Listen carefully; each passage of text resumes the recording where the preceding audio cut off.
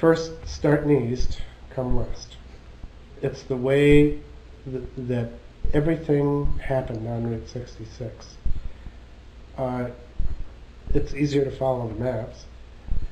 And if you can't do that, no great loss, but it's something, if you have a choice, that's the best way to see Route 66. Allow plenty of time. If you have the right materials, the right information, you can plan your trip carefully.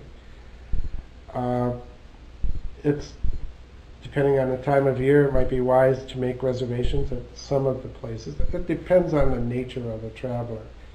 Some people just like to go footloose and fancy-free. Others like to have the whole trip booked up in advance. But some of the places they'll miss out on because they won't be able to get into popular motels or restaurants or whatever, diners. Read as much as you can. You'll determine what interests you, what doesn't. Do you want to spend 2 or 3 days going up to the Grand Canyon or not? Do you want to really explore the cowboy history of Oklahoma City? Or doesn't that interest you? There's just so much to see and do that if you can help establish your priorities before you go, you will save yourself a lot of grief, and you'll have a more comfortable trip. Now, we always like to emphasize that you take advantage of the vintage establishments rather than the fast food operations, for all of the reasons that are obvious. And that's why we put together our Route 66 dining and lodging guide, to encourage people to do that.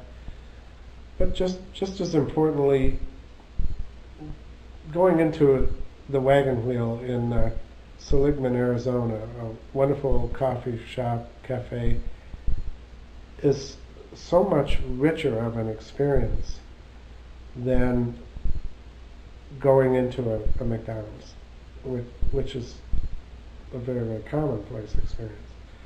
The Wagon Wheel is the only, giving you the wrong name, Copper Cart is what I'm thinking of in Seligman. It's the only one there is, and it's like stepping back in time. The food is wonderful. And of course the dining and lodging guide will direct you to that, but just as importantly, if you don't see, and I'll just make up a name, Fred's Diner down the street in there, probably would be worth not going into Fred's Diner.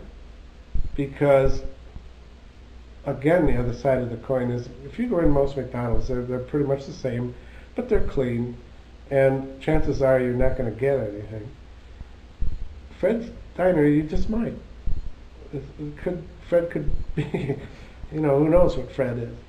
So that's where that dining and lodging guide is so important. It can provide you with a very rich experience as you drive along and spend your evenings, and it can keep you out of some problems.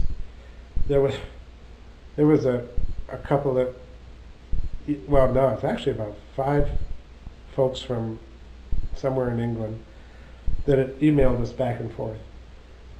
And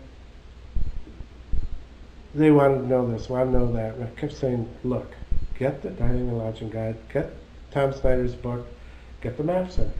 Oh, yeah. Well, I didn't get any of it. What a nightmare. I mean, they told us afterwards. First off, one of the women got sick early on, and probably food poisoning or something, and just about ruined everybody's trip. And I don't know where she ate. They could never find the road. And, so their attitude was, well, we're footloose and fancy-free. Half the fun will be we'll find new and interesting places. Well, that's not true. It's very frustrating if you don't know where you're going. And equally frustrating if you get sick in some place.